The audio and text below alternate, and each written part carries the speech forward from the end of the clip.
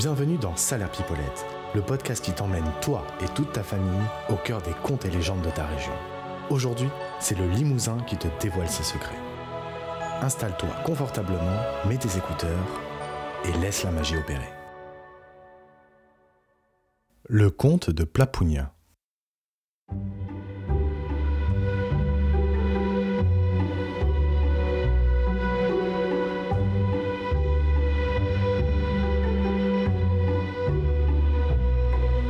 Il était une fois un couple qui, bien que comblé de bonheur, n'avait pas d'enfant.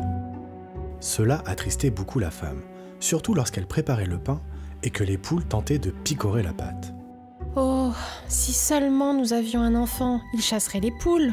se lamentait-elle. Un jour, un tout petit garçon apparut. Il n'était pas plus grand que le poing et se nommait Plapounia.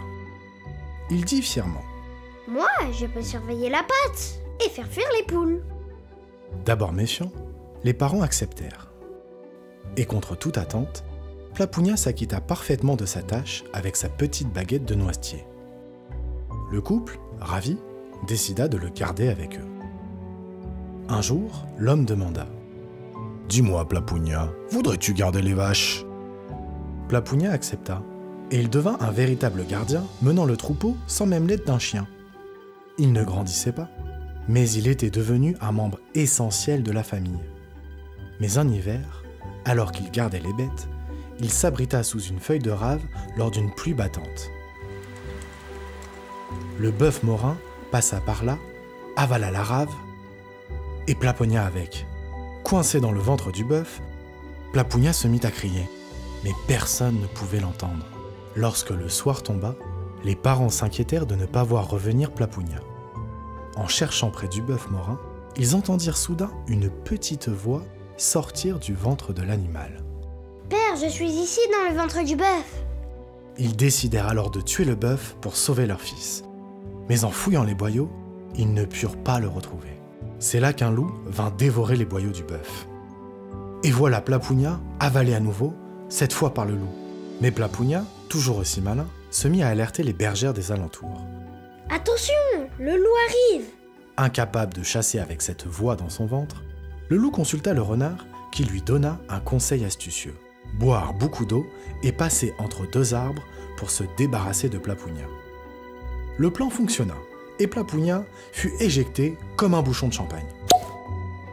Plapounia rentra chez lui, mais en chemin, il découvrit deux brigands qui cachaient un trésor dans une caverne.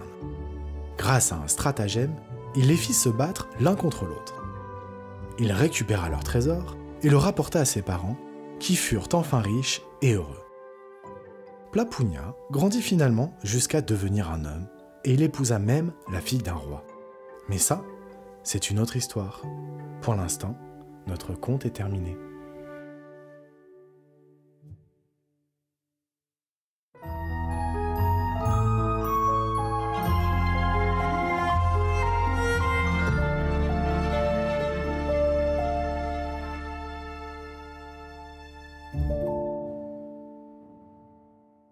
Et voilà, c'est déjà la fin de cet épisode de Salaire Pipolette. J'espère que cette histoire t'a fait voyager. Si tu as aimé ce conte, n'oublie pas de t'abonner au podcast pour ne manquer aucune des prochaines légendes. Et si tu veux nous aider à faire grandir cette aventure, laisse-nous un petit avis. Cela nous fera très plaisir et aidera d'autres voyageurs à découvrir Salaire Pipolette.